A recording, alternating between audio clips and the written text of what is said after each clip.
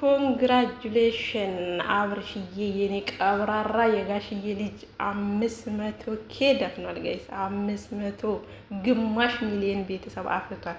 ይሄ ነገር እንደዚህ ሲወራ ቀላል ሊመስለን ይችላል በነገራችን ላይ እና አብርሽዬ እንግዲህ ይገባዋል። የኔ የዋህ የኔ ምስኪን የብዙዎቹን ወጣቶች ህይወት የቀየረ እንኳን ደስ ያለ። ከዛ በፊት ግን ሩታዬም ከ2 ቀን ከ3 ቀን በፊት 300K አስገጥማለች። 300K ፋሚሊ አፍርታለች። እውነት ለመናገር በጣም ደስ ይላል።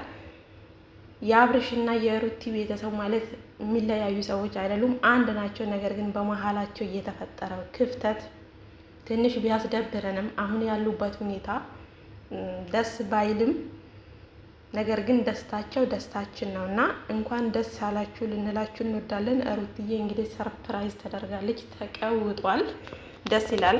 ነገር ግን ደግሞ አብርሃምና ሩቲ አንድ ላይ ቢሆኑ ኖሮ ይሄ 300K እና 500K አንድ ላይ እንዴት አባቱ ብዬ ልንገራችሁ። የምሬን ነው የምላችሁ።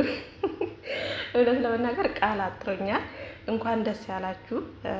ግማሽ ሚሊዮን ማለት ቀላል ነገር አይደለም። በጣም ብዙ ውጣ ውረድ ያዩበት፣ ብዙ ፈተና ያዩበት፣ ብቻውን ያመጣ አይደለም፣ ከሩቲ ጋር ሆኖ የመጣ ነው። እውነት ለመናገር በዙሪያቸው የማይሆኑ ጓደኞች ቢኖራቸውም ለትዳራቸው በዚህ መሀል እንደዚህ ሆኖ በመቅረቱ ቢያስደብረንም ግን ይህን የመሰለ ፋሚሊ ደግሞ ስላፈሩ እጅግ ደስ ብሎናል። እንኳን ደስ ያለ። አሁን ያለህበት ሙድ ደስ ባይልም ወደ ራስህ ወደ ጤና ተመልሰህ ስትመጣ እንግዲህ በ500K በግማሽ ሚሊዮን ቤተሰብ ታጅበህ ወደ ደስታ ወደ ድሮ እንደምትመለስ አልጠራጠርም። አብርሽዬ የኔ ጀግና የኔ የዋ እንኳን ደስ ያለ። ሩትዬም እንደዛ እንኳን ደስ ያላችሁ።